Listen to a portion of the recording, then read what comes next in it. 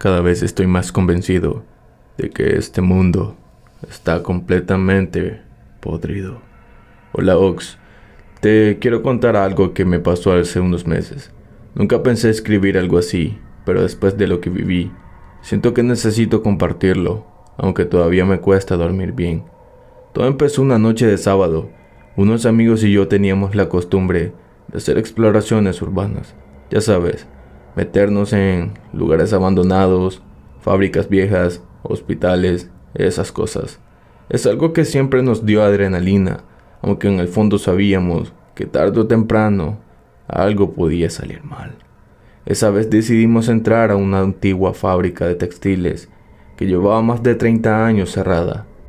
El lugar estaba enorme, con pasillos interminables, ventanas rotas y un silencio que, de por sí, ya era pesado. Llegamos como a las 11 de la noche, armados con linternas y cámaras, porque la idea era grabar para el canal de uno de mis amigos. Al principio todo era risa. Encontramos paredes grafiteadas, máquinas oxidadas y hasta oficinas con muebles destruidos. La típica exploración hasta que algo cambió. Cerca del tercer piso, donde el aire se sentía más denso y había un olor como a metal oxidado, mezclado con humedad, notamos que en el suelo había algo dibujado, un círculo extraño con lo que parecía pintura negra. No era un simple graffiti, tenía símbolos que ninguno de nosotros reconoció. Mi amigo Oscar, que siempre se hacía el valiente, dijo: seguramente son grafitis satánicos de algún loco. Pero lo inquietante fue que no se veía reflejo. La pintura aún brillaba como si la hubieran hecho hace poco. Seguimos avanzando, pero los pasillos parecían interminables. En un momento dado, juraría que escuché pasos detrás de nosotros. Pensé que era otro explorador o quizás un vagabundo, tú sabes. Pero al voltear, no había nada. Lo curioso es que mis amigos también lo escucharon. Decidimos quedarnos juntos y bajar al primer nivel para ya irnos, pero en medio del camino vimos una puerta entreabierta, distintas a todas las demás. Tenía una cadena colgando, como si la hubieran quitado a propósito. La curiosidad pudo más y entramos. Ahí fue donde encontramos el altar. Era una sala bien amplia, probablemente una antigua bodega. En el centro había un círculo enorme dibujado con lo que claramente no era pintura. Era oscuro, seco y olía a cobre que resultó ser sangre. Dentro del círculo había velas apagadas, restos de animales y lo peor, un maniquí de tamaño humano vestido con una túnica negra y una máscara de madera tallada. El aire se volvió pesado al instante. Se sentía como si el lugar nos rechazara, como si hubiéramos invadido algo prohibido. Oscar, otra vez, tratando de romper el miedo, se acercó al maniquí y lo empujó para burlarse. Pero en ese mismo momento, todas nuestras linternas comenzaron a parpadear al mismo tiempo. No fue coincidencia. Nos quedamos en silencio absoluto y entonces escuchamos algo. Un susurro lento, como si alguien hablara detrás de nosotros. No se entendía lo que decía, pero era un murmullo profundo que se repetía una y otra vez, como un canto apagado. Ya vámonos de aquí, dijo Sergio, el más callado del grupo, y todos asentimos sin pensarlo dos veces. Al girarnos para salir, notamos que la puerta por la que habíamos entrado estaba cerrada. La misma cadena que antes colgaba, ahora estaba asegurada por dentro. Nadie había tocado nada. El pánico se apoderó de nosotros. Golpeamos, jalamos y empujamos, pero nada se movía. Mientras tanto, el murmullo se volvió más fuerte. No venía de un solo lugar, sino de partes, del techo, de las paredes y del mismo suelo. Fue entonces que vimos al maniquí. Ya no estaba en el círculo, estaba de pies, unos metros más cerca de nosotros. Nadie lo había movido. Sentí un frío recorrerme la espalda. No podía ni gritar, solo podía ver cómo esas cosas estaban cada vez más cerca, con la misma máscara de madera fija hacia nosotros. Oscar, aterrado, sacó una navaja que siempre cargaba y comenzó a gritar que no nos iban a asustar, pero se lanzó hacia el maniquí para destrozarlo.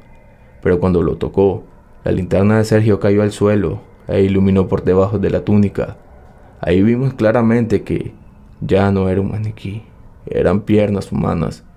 No sé cómo lo logramos, pero en el medio del caos, las cadenas de la puerta se dieron solas, como si alguien las hubiera abierto desde afuera. Corrimos sin mirar atrás, bajamos los pisos casi cayéndonos por las escaleras y no paramos hasta llegar a la calle. Cuando salimos, eran casi las 3 de la madrugada. El tiempo dentro se sintió eterno, pero habían pasado apenas 2 horas. Lo más raro de todo es que cuando intentamos regresar a la semana siguiente para comprobar lo que vimos, la fábrica estaba completamente sellada, todas las entradas bloqueadas con concreto, como si alguien hubiera querido asegurarse de que nadie más entrara. Desde esa noche, Oscar ya no volvió a ser el mismo. Dice que a veces, mientras duerme, siente que alguien lo observa desde la esquina, desde su cuarto, y que escucha ese mismo murmullo que escuchamos dentro de la fábrica. Yo no sé qué fue lo que vimos, pero estoy seguro de que no era un simple altar. Alguien o algo nos estaba esperando allí. Gracias por leer mi historia. Solo te pido que si la compartas en tu canal, no digas mi nombre real. No quiero que esa cosa sepa dónde encontrarme. Si te gustan este tipo de historias, un like y una suscripción ayudaría mucho a este canal. Cada vez estamos creciendo más y más, así que dale like y suscríbete para escuchar más historias aterradoras. Hola, muy buenas noches, comunidad. Espero que Ox pueda leer mi experiencia.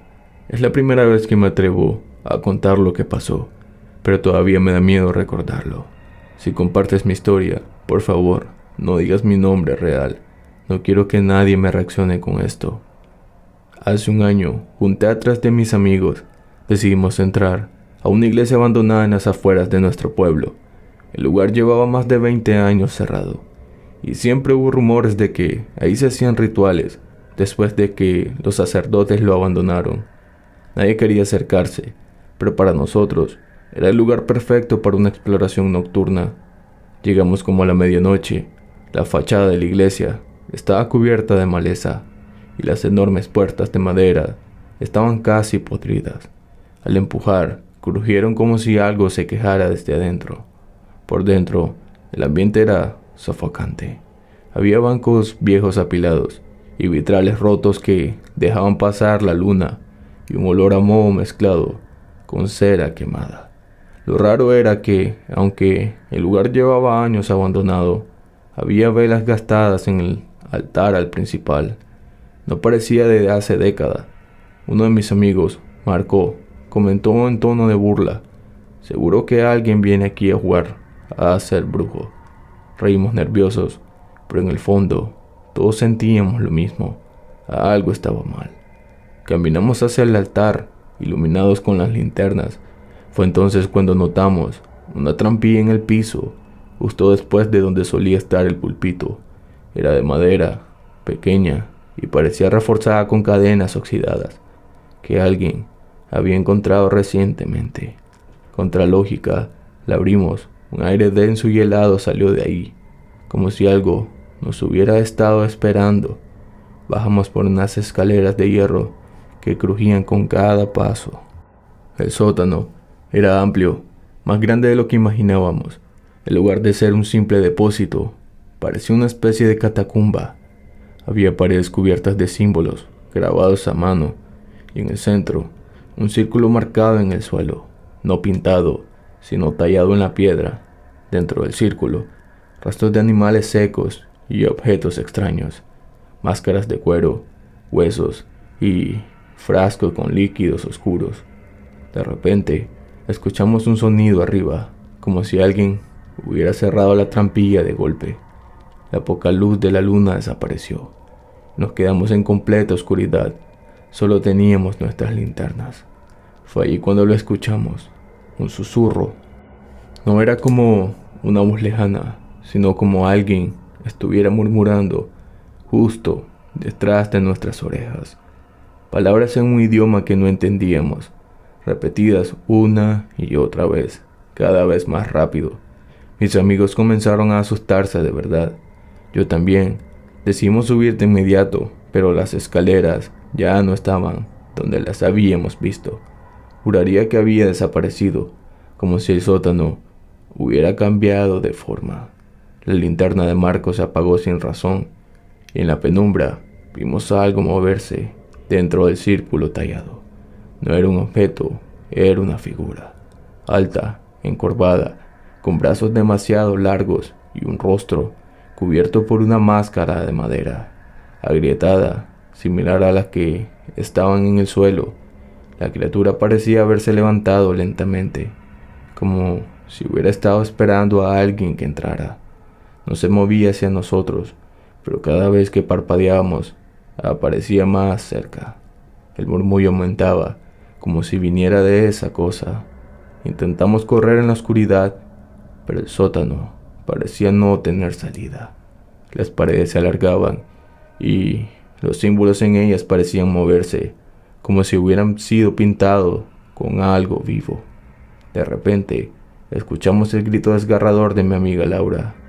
Al voltear, vimos que algo invisible la arrastraba hacia el círculo.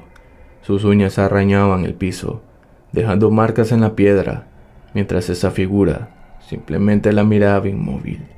La jalamos entre los tres con toda la fuerza, y en ese momento todas nuestras linternas se apagaron al mismo tiempo.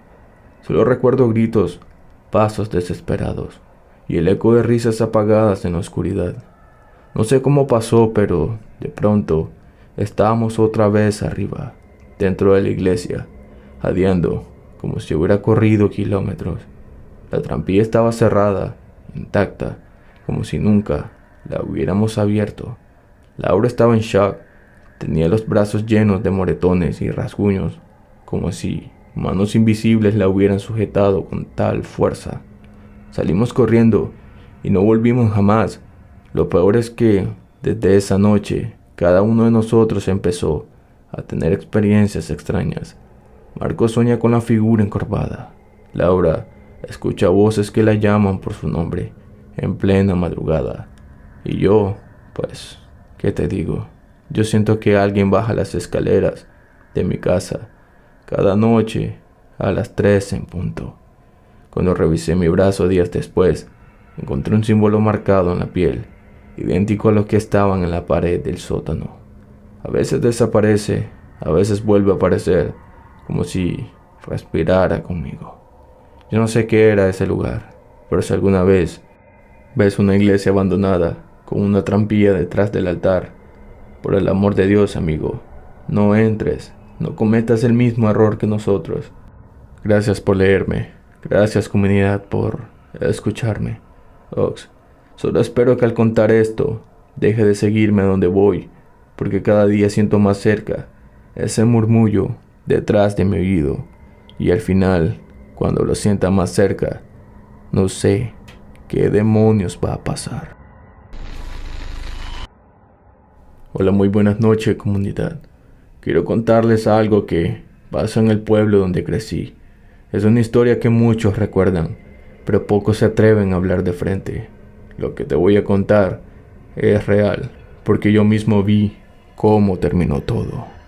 Hace más de 30 años, un joven llamado Julián desapareció en una antigua fábrica de papel que llevaba ya tiempo abandonada. Todos sabíamos que ese lugar tenía algo extraño. Se escuchaban ruidos por las noches, y varios decían que dentro se habían hecho rituales después de que cerró. Una tarde, Julián entró allí con unos amigos para explorar. Ellos juraron que al bajar a los túneles subterráneos, lo perdieron de vista en un pasillo oscuro. Lo buscaron por horas, gritaron su nombre, pero no apareció. Al día siguiente, la policía revisó todo el sitio y nunca lo encontraron. Era como si se lo hubiera tragado la tierra. El caso quedó abierto, pero con el tiempo la gente lo olvidó. Sus amigos crecieron, sus padres murieron sin respuestas, y la fábrica fue sellada con concreto para que nadie más entrara. Lo extraño sucedió 30 años después. Una madrugada, en el 2020, los guardias de una bodega cercana llamaron a la policía porque habían visto a un anciano salir cojeando de entre los muros derrumbados de la fábrica vieja. Llevaba la ropa hecha harapos, el cabello y la barba larga, y parecía desorientado. Cuando lo llevaron al hospital, lo imposible se confirmó. Era Julián, el mismo joven desaparecido en los 80. Lo reconocieron por una cicatriz en el brazo y prueba de ADN, pero había algo que no cuadraba. Se había desaparecido siendo un joven de 20 años. Ahora debía tener alrededor de 50. Sin embargo, el hombre parecía tener más de 80. Su piel estaba arrugada, su voz quebrada y su mirada vacía, como si hubiera visto cosas que no se pueden describir.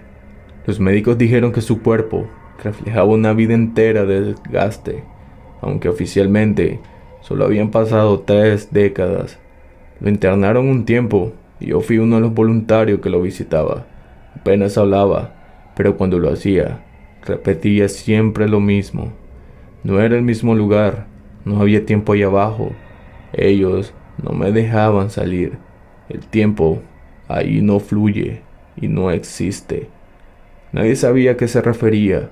Algunas noches se despertaba gritando, pidiendo que no lo arrastraran de nuevo, que lo dejaran en paz. Otros días dibujaba símbolos en las hojas que le daban, círculos y marcas que nadie reconocía, idénticas a las que alguna vez vimos pintadas en las paredes de la fábrica. Con el tiempo, su salud empeoró, aunque parecía más miedo que enfermedad. Un par de veces dijo que veía sombras en las esquinas de la habitación. Nosotros, por respeto, decíamos que eran delirios de anciano, pero yo vi algo más. Una noche que me tocó acompañarlo, el monitor cardíaco comenzó a sonar con picos extraños, como si algo alterara su pulso. Julián se enderezó en la cama con una fuerza imposible para su edad y me agarró la muñeca con una mano helada. Me dijo: «Ya vinieron por mí, no los mires a los ojos. Cuando te hablen, no los mires, por favor». Después, la puerta de su cuarto se abrió sola, lentamente. Pensé que era una corriente de aire, pero no había ventanas abiertas. El pasillo estaba vacío, aunque sentí una presión en el pecho, como cuando uno entra a un lugar cargado. El viejo empezó a llorar como un niño, diciendo que no quería regresar. Su respiración se volvió agitada, y antes de que llegaran las enfermeras, lo vi. En la esquina del cuarto había una sombra más oscura que la propia oscuridad, alta, inmóvil, y aunque intenté no hacerlo, mis ojos se encontraron con los que parecían ser 2 huecos brillando débilmente. Sentí que el aire desaparecía. Cuando parpadeé, la sombra ya no estaba, y Julián había dejado de respirar. Los doctores lo declararon muerto esa madrugada, pero lo más perturbador no fue su fallecimiento, sino lo que pasó después. Revisando las cámaras de seguridad del hospital, se veía claramente cómo la puerta del cuarto de Julián se abría sola, y como durante varios minutos la imagen se volvía distorsionada, con interferencia, y justo a la hora de su muerte se escuchó en el audio un murmullo grave, casi imperceptible, como si varias voces repitieran su nombre. El expediente médico solo dice paro cardiorrespiratorio, pero todos los que estábamos ahí sabemos que Julián no murió de viejo ni de enfermedad. Algo vino a reclamarlo, algo que lo había retenido durante 30 años en aquel lugar donde desapareció. Nunca supimos dónde estuvo todo ese tiempo, ni cómo envejeció tan rápido, pero cada vez que paso cerca de las ruinas de la fábrica, siento que alguien me observa desde adentro, esperando que otro curioso cometa el mismo error que Julián cometió. Hola amigo, quiero compartir esto porque desde que lo viví, siento que algo me sigue observando. Si decides contarla, por favor, no digas mi nombre real. Solo quiero desahogarme, aunque sé que nadie va a creerme. Hace algunos años, trabajaba como guardia de seguridad de un pueblo pequeño. Uno de los lugares que me asignaron Vigilar fue una vieja estación de tren abandonada. El sitio llevaba décadas cerrado, después de que ocurriera un accidente extraño, del cual nunca se habló mucho más. El trabajo era sencillo: recorrer el perímetro cada par de horas y asegurarme de que no hubieran vagabundos o jóvenes metiéndose a hacer grafitis. El lugar era enorme, con hangares oxidados, oficinas polvorientas y un silencio que pesaba demasiado. Una noche de invierno, cerca de las 2 de la madrugada, escuché pasos dentro de la estación. Pensé que sería algún curioso, así que entré con mi linterna. Los pasos resonaban por los pasillos como si alguien caminara lentamente delante de mí, pero nunca lograba alcanzarlo. Fue en la oficina principal donde lo vi, un hombre muy viejo con el uniforme de guardia que usábamos, pero su uniforme ya no se producía desde hacía más de 30 años. El anciano estaba sentado frente al ventanal, mirando las vías oxidadas. No me asusté de inmediato. Pensé que tal vez era un indigente disfrazado. Cuando le pregunté qué hacía ahí, le respondió con una voz quebrada: «Yo también soy guardia. Estoy esperando mi relevo». Esas palabras me helaron. Nadie trabajaba en ese lugar desde los años 80. Lo apunté con la linterna y fue entonces que noté algo imposible. Era el rostro de un hombre que había desaparecido hace más de 3 décadas. Lo recordaba porque mi padre me contó de él. Su nombre estaba en los periódicos de la época. Había desaparecido en un turno nocturno dentro de esa misma estación. El anciano se llevó con dificultad y al hacerlo pude ver que llevaba esposada una muñeca. La cadena colgaba rota, oxidada, como si alguien la hubiera mantenido atrapado allí abajo durante años. Me acerqué un paso, pero él me dijo: «No debiste entrar, ellos no te dejarán salir». En ese momento, todas las luces de mi linterna parpadearon y escuché voces detrás de mí, murmullos graves, como una multitud rezando en un idioma incomprensible. Giré para alumbrar, pero no había nada. Cuando volví la vista, el anciano ya no estaba en la sala. Estaba de pies en las vías, mirándome con los ojos vacíos. Corrí hacia él gritando que volviera, pero antes de alcanzarlo, una corriente helada me empujó hacia atrás. Sentí como si docenas de manos invisibles me sujetaran, paralizándome. El anciano comenzó a gritar desesperado: «No, ya me quedé demasiado tiempo. Déjenme ir». Entonces, algo que no pude ver lo arrastró hacia la oscuridad del túnel. Sus gritos se apagaron poco a poco hasta que quedó un silencio sepulcral. Yo logré salir de mí, tambaleándome, con la respiración cortada, como si hubieran drenado energía. Al día siguiente, fui a renunciar al trabajo. No pensaba volver a ese lugar, pero antes de irme, hablé con un viejo supervisor. Cuando le conté lo que vi, se quedó pálido. Me confesó que no era el primero en describir al guardia desaparecido. Otros trabajadores, años atrás, aseguraron haberlo visto, viejo, con un uniforme antiguo, esperando su relevo. Lo peor es que todos los que lo vieron terminaron igual, renunciando, mudándose o desapareciendo ellos también. Yo sigo aquí, pero a veces en la madrugada escucho pasos en el pasillo de mi casa, pasos lentos, arrastrados, como los de aquel anciano en la estación, y siempre pienso lo mismo: quizás todavía me está esperando para entregarme su turno.